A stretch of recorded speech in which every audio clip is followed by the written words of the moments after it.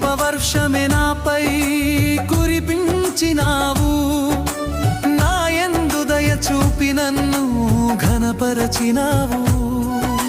నీ కృపవర్షమే నాపై కురిపించినావు, నా యందు దయ చూపి నన్ను ఘనపరచినావు.